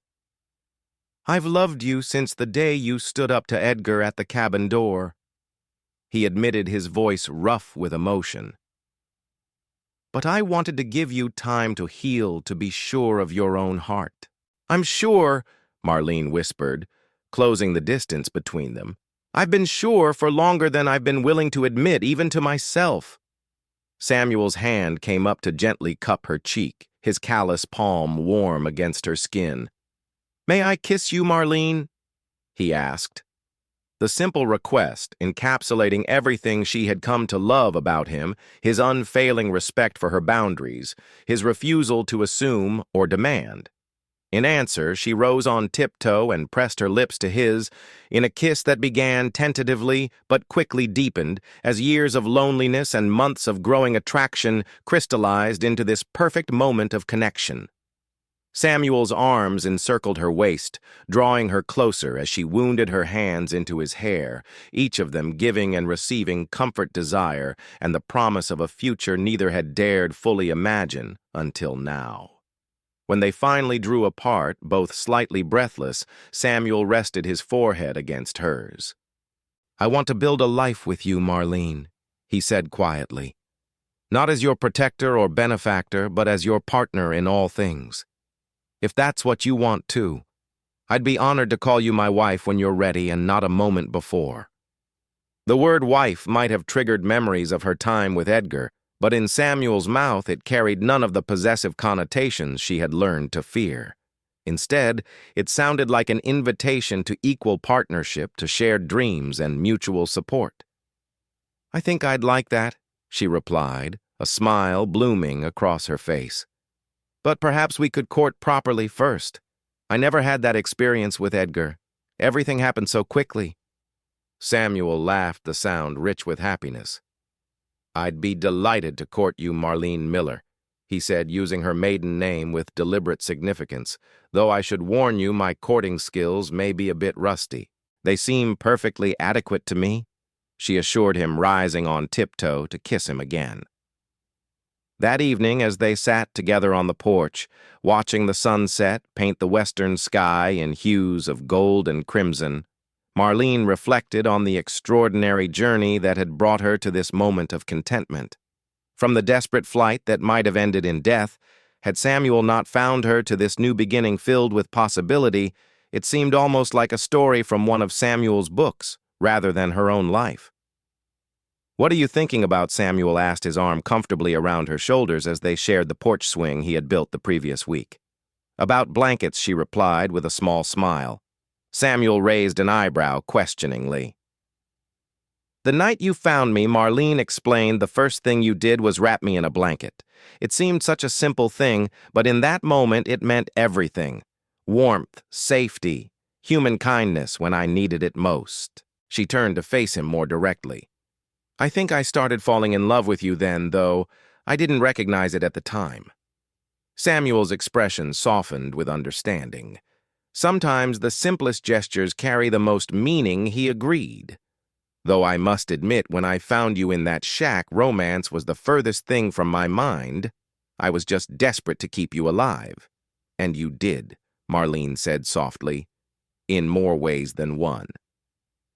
Their courtship unfolded through the remainder of spring and into the golden days of summer, a deliberate, unhurried exploration of their deepening feelings for each other. Samuel proved to be a thoughtful suitor, bringing Marlene wildflower bouquets from his trips into the high country, carving delicate wooden trinkets for her during evening hours, and once memorably arranging for the traveling peddler to deliver a bolt of fine blue silk that exactly matched her eyes. For her part, Marlene discovered a playfulness in herself she had thought long extinguished. She found joy in surprising Samuel with his favorite meals, in leaving small notes for him to find in his saddlebags, in the simple pleasure of walking hand in hand through the forest as they gathered berries or herbs. Their physical relationship progressed with the same careful respect that characterized all their interactions. Each new intimacy was discussed and mutually agreed upon, each boundary honored without question. For Marlene, who had known only demands and coercion in her previous marriage, this approach was profoundly healing, allowing her to rediscover her own desires without fear.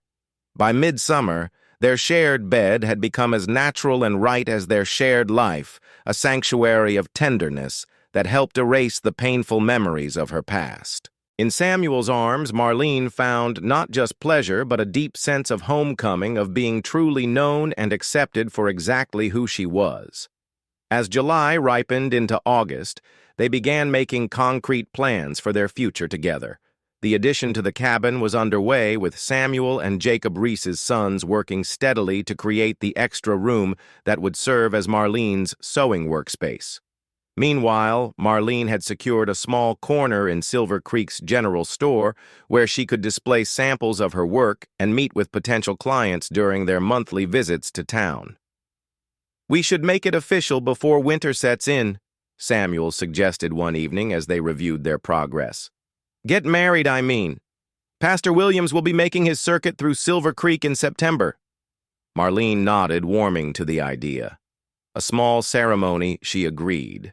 Just our friends from the valley. Maybe in the meadow near the big pine while the wildflowers are still blooming. Perfect. Samuel said, his eyes crinkling at the corners with pleasure. And afterward we could have a gathering here at the cabin. Martha and the other ladies would help with the food, I'm sure.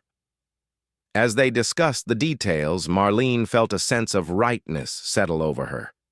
This was how such decisions should be made, together with mutual enthusiasm and shared vision, not one person dictating terms to the other. The weeks leading up to their September wedding passed in a flurry of preparations. Marlene worked on her wedding dress in secret moments when Samuel was away creating a simple but elegant gown of ivory muslin with delicate embroidery at the collar and cuffs. Samuel, with Jacob Reese's help, finished the cabin addition and built a new bed frame large enough for them both, carving intricate patterns of mountain flowers into the headboard as a surprise for his bride. The morning of their wedding dawned clear and crisp, with just a hint of autumn in the air. As Marlene dressed in the Peterson cabin where she had spent the previous night in accordance with tradition, Martha and several other women from the valley bustled around her, offering advice and adjusting her hair. "You look radiant, dear," Martha declared, stepping back to admire the finished effect. Marlene's honey-brown hair was arranged in soft waves beneath a crown of late-summer wildflowers, and the ivory dress complemented her sun-kissed complexion perfectly. Samuel won't know what hit him. "I still can't quite believe this is happening," Marlene admitted, smoothing the skirt of her gown nervously. "That I could be this fortunate." "It's not fortune," Martha corrected gently. "It's what you deserve, what every woman deserves. A man who values you as an equal and treats you with respect." She squeezed Marlene's hand. "Samuel is one of the good ones. I knew it the first time Jim introduced us years ago. He just needed the right woman to complete him." The simple validation brought tears to Marlene's eyes. "Thank you," she whispered for everything. "I don't know what would have happened to me without friends like you." "That's what community means," Martha replied, practically handing Marlene a handkerchief to dab her eyes. "Now let's not keep your groom waiting. Jacob says Samuel's been pacing like a caged mountain lion all morning." The meadow near the big pine had been transformed for the occasion. Simple wooden benches arranged in a semicircle provided seating for the 30 or so guests' neighbors from up and down the valley, who had over the past months become Marlene's extended family. At the center, beneath the spreading branches of the ancient pine, Pastor Williams waited with Samuel, whose nervous expression dissolved into pure joy as Marlene appeared at the edge of the clearing on Jacob Reese's arm. The simple ceremony, conducted against the backdrop of Montana's towering mountains and endless sky, perfectly reflected the straightforward honesty of their relationship. They exchanged traditional vows, their voices clear and sure in the mountain air, and rings Samuel had commissioned from a silver simoth in Helena Plain, bands inscribed with a single word, always. When Pastor Williams pronounced them husband and wife, Samuel's kiss was both tender and passionate, a public declaration of private promises that brought approving smiles from their assembled friends. As they turned to face their guests now officially, Mr. and Mrs. Blackwood Marlene felt a sense of completion she had never experienced before, as though the final piece of a complex puzzle had clicked into place, revealing a picture of unexpected beauty. The celebration that followed at their cabin lasted well into the evening, with music from Jacob's fiddle, plenty of food prepared by the women of the valley, and even some dancing on the packed earth of the yard. As dusk fell, lanterns were lit around the perimeter, casting a golden glow over the festivities that continued until the last guest departed with congratulations and good-natured teasing for the newlyweds. Finally alone in their cabin, their home, Samuel and Marlene stood in the doorway watching the last lantern light disappear down the trail as Jacob and Martha headed home. "Well, Mrs. Blackwood," Samuel said softly, turning to his wife with a smile that held both tenderness and desire. "It seems we've successfully begun our life together." Marlene leaned into his embrace, feeling the solid strength of him against her. "I think we began it the night you found me in that abandoned shack," she replied. "Everything since has just been the natural unfolding of what started then." Samuel nodded thoughtfully. "Perhaps you're right, though I must say, I prefer this chapter to those early days of uncertainty." "As do I." Marlene agreed, rising on tiptoe to kiss him, "though I'm even more excited about the chapters yet to come." As they closed the cabin door on the outside world and turned toward their shared future, Marlene reflected on the extraordinary journey that had brought her to this moment of perfect happiness. From a marriage filled with fear and control, she had escaped into uncertainty and danger only to find unexpected salvation in the form of a blanket offered by a kind stranger. That simple act of human decency had been the first thread in a tapestry they had woven together over the subsequent months. A tapestry rich with shared work and mutual respect, with laughter and healing, with the gradual discovery of a love neither had been looking for, but both had desperately needed. Now, as Samuel gathered her into his arms to carry her across the threshold of their bedroom, not as a gesture of possession, but as one of partnership and celebration, Marlene knew with absolute certainty that the life they would build together would be everything her first marriage had not equal, respectful, and filled with a love that liberated rather than confined. The blanket that had once saved her from the killing cold had become something far more profound, a life wrapped in warmth, security, and the enduring promise of love freely given and joyfully received. Spring came early to the Montana Territory in 1880, bringing with it new beginnings for the Blackwood family. As the first anniversary of their wedding approached, Marlene stood at the window of their expanded cabin, one hand resting lightly on her swelling abdomen as she watched Samuel chopping wood in the yard. The past year had been one of steady growth, both of their relationship and their practical circumstances. Marlene's dressing business had flourished beyond her initial hopes. What had begun as a small corner in Silver Creek's general store had expanded to a proper shop of her own when the former milliner retired and offered her the space. 3 days a week, Marlene would make the now easier journey into town, thanks to the new road Samuel and some neighbors had cut through the forest, reducing the travel time significantly. Samuel, meanwhile, had discovered an unexpected talent for crafting fine furniture, an extension of the whittling skills he had always possessed. His carefully made tables, chairs, and cabinets had found eager buyers among Silver Creek's more prosperous citizens, providing a steady income to supplement what they earned from his trapping and her sewing. Together they had achieved a balance that honored both their needs, the peace and beauty of their mountain home, and the social and economic opportunities of the growing town. Their cabin, now a proper 3-room dwelling with glass windows and a stone fireplace, represented the physical manifestation of their partnership, solid, harmonious, and built to last. But the most significant development was the child now growing beneath Marlene's heart, due to arrive in the early summer. The discovery of her pregnancy had brought both joy and momentary trepidation. Memories of Edgar's drunken talk about breeding her had briefly resurfaced, casting a shadow over what should have been purely happy news. Samuel, with his characteristic sensitivity, had understood without explanation. This child will be born of love and welcomed as a blessing. He had assured her, his hand covering hers where it rested on her still flat stomach, never a possession or an obligation.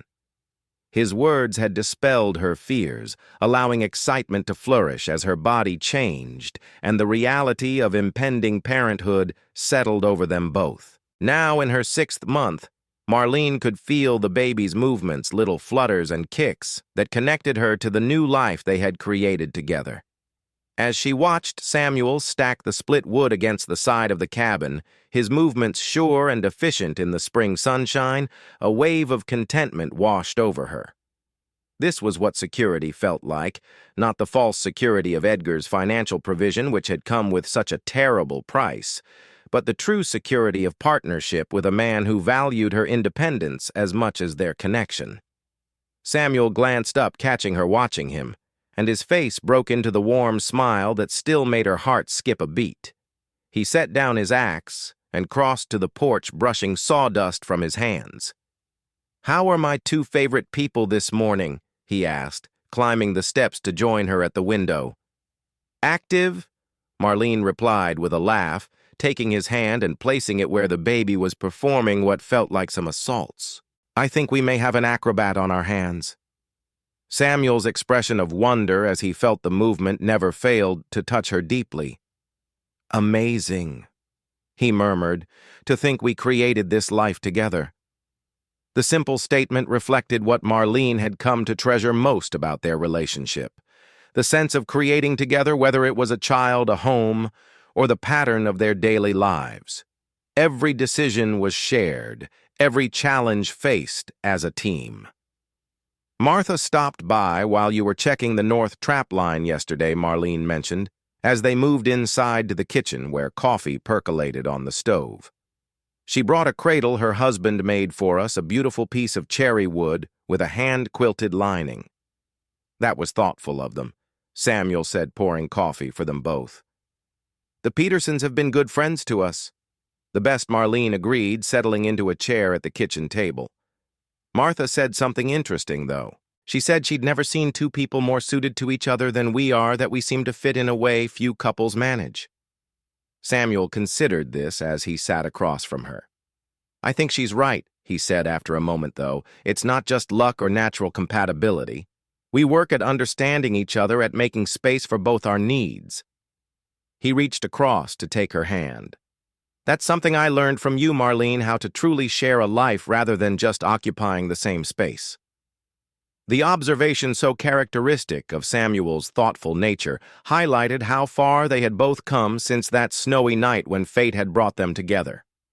Samuel had given Marlene safety when she most needed it. But she had given him something equally valuable: companionship that enriched his solitary existence and pushed him to grow in ways he hadn't anticipated. "I've been thinking," she said, running her thumb over his callous palm, "about names for the baby."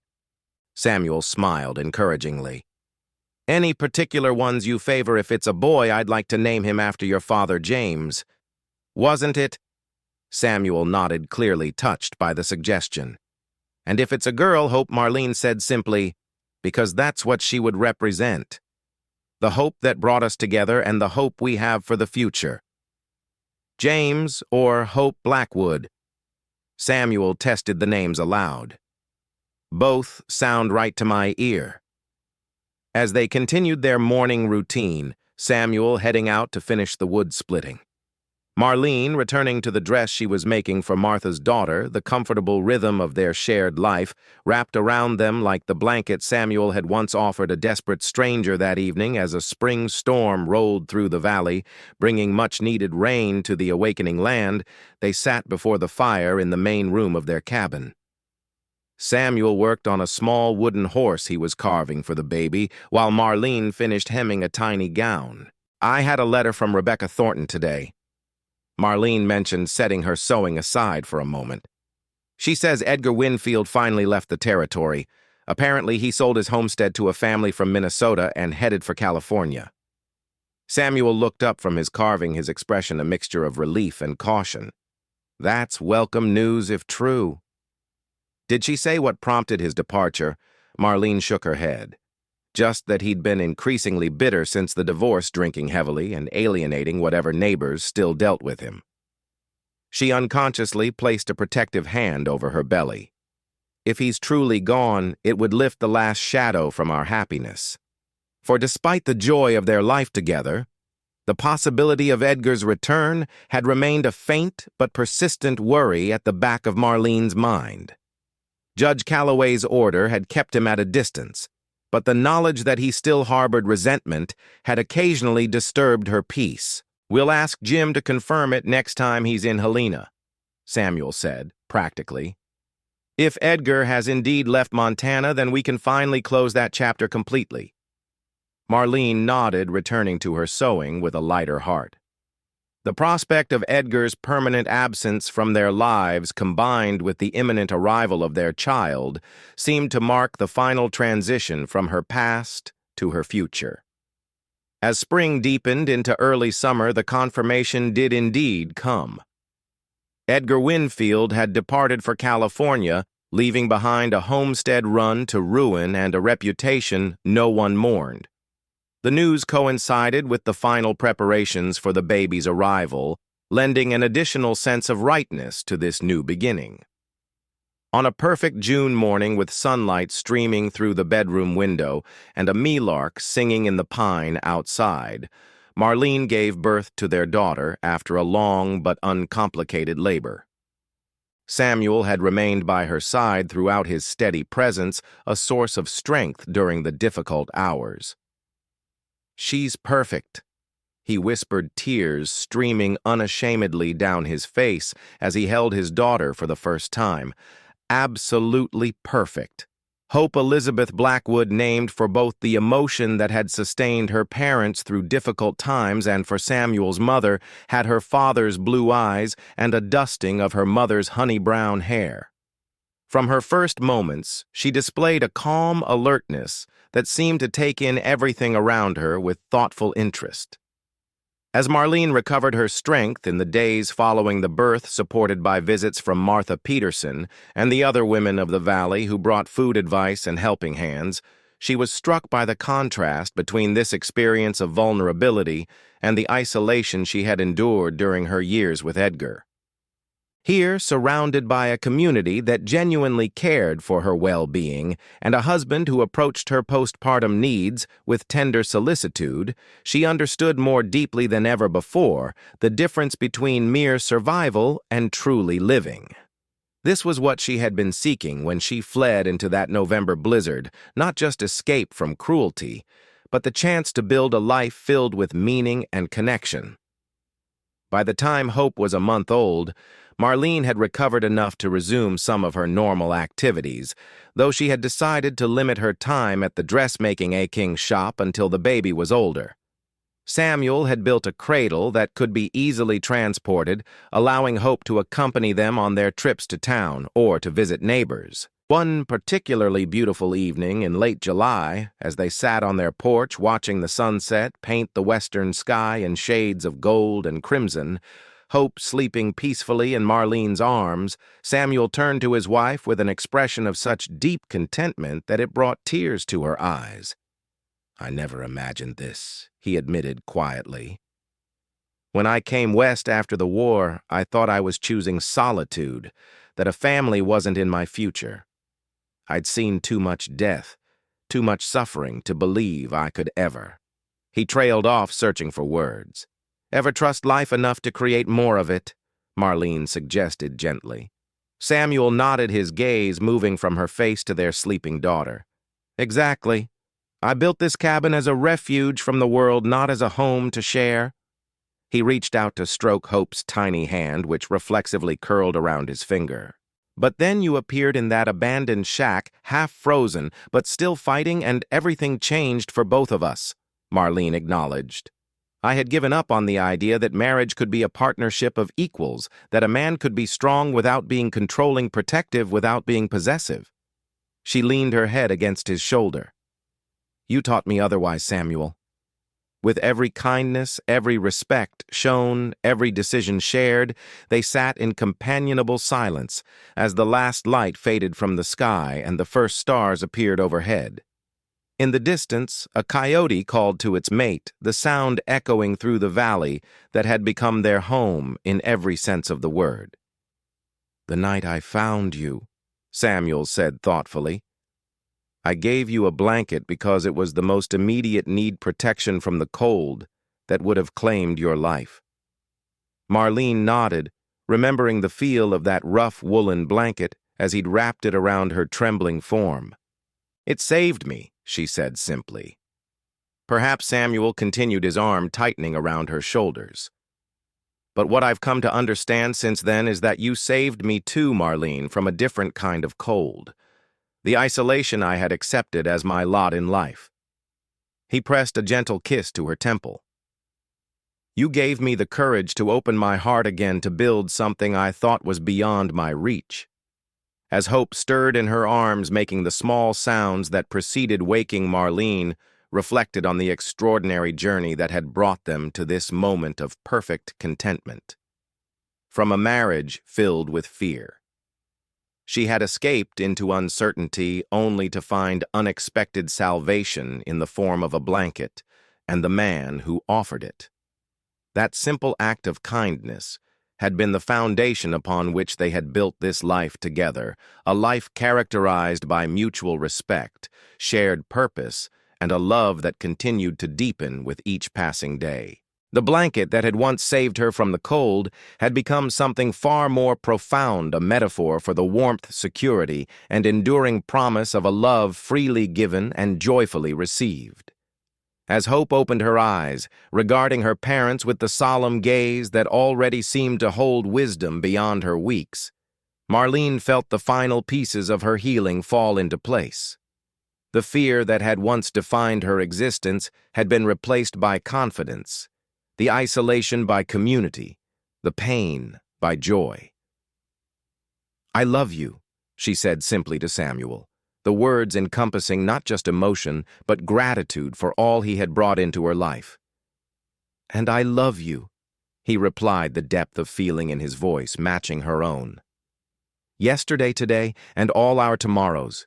In that moment, with her husband beside her and their daughter in her arms, Marlene knew with absolute certainty that the life they had created together, this beautiful tapestry, woven from threads of hardship overcome and happiness earned, was more precious than anything she could have imagined when she first fled into that winter storm. From the ashes of a marriage filled with fear had risen something remarkable, a partnership based on equality. A family founded on love and a future limited only by the horizons they chose to set for themselves. The cowboy who had once handed her a blanket had given her far more than temporary warmth. He had given her a life full of love, and in doing so had found his own heart's home as well.